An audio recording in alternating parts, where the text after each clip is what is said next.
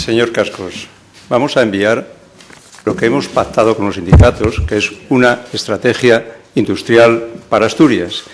Hoy estaba usted, de todas maneras, muy moderado, porque vi que la crítica fuera había sido mucho más acerba con esa catarata de datos en los que excluía, por supuesto, cualquier positivo relacionado con la industria asturiana, porque hay indicadores que así lo avalan, y el hecho de que durante este año haya sido el único sector de actividad en esta comunidad que ha creado empleo. Pero de todas maneras, o las expectativas empresariales y los anuncios, por ejemplo, de Arcelor, de hacer inversiones en Asturias. Usted prefiere hablar de otro tipo de cosas, pero es que además se ha despreciado, hoy ha venido con el reglamento en la mano, y ha hablado de ocurrencias deslavazadas. Eso es verdad. Ocurrencias deslavazadas, y lo dice usted. Nosotros hemos pactado, en este caso, una estrategia con agentes económicos y sindicales, y basándose en un programa que es el programa del Partido Socialista. Y yo le recuerdo que usted tenía un programa que en el aspecto industrial tenía algo más que ocurrencias. Porque si hablamos de minería, recuerde que allí planteaban que el coste del carbón de importación ya era análogo o superior al del carbón asturiano, con lo que eliminaba cualquier problema, cualquier ayuda, cualquier problemática relacionada con el sector, solo que confundía coste con precio, que tiene, en fin, el mismo carácter que si confundieran precio con valor.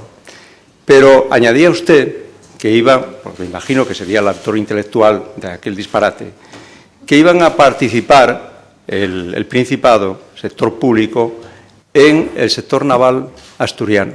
Y no deja de ser sorprendente que el vicepresidente de un gobierno que privatizó en Asturias Aceralia, Inespal, Ceasa, la fábrica de armas tabacalera, quisiera tener un sector público naval. Y por fin, aquel instrumento que a través de la Universidad Politécnica Jovellanos en Gijón, con su campus en Avilés, y todo aquello también formación humanística al estilo de los coles norteamericanos inspirados en Cambridge y Oxford, y cito casi literal, pues tenía un instrumento muy potente de política industrial que era la sintonía con el Instituto Tecnológico de Massachusetts.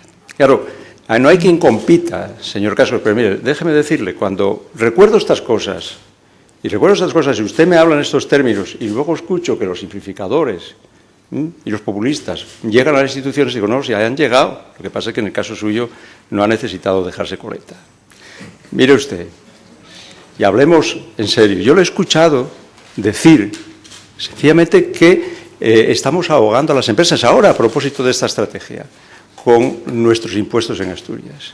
Y eso, siendo además usted una persona que está en el accionariado de varias empresas, parece, en fin, que demuestra o mucho cinismo o una absoluta insolvencia, una espesísima ignorancia en materia de tributación empresarial, porque mire, ¿a quién afecta? El impuesto de sociedades no es nuestro.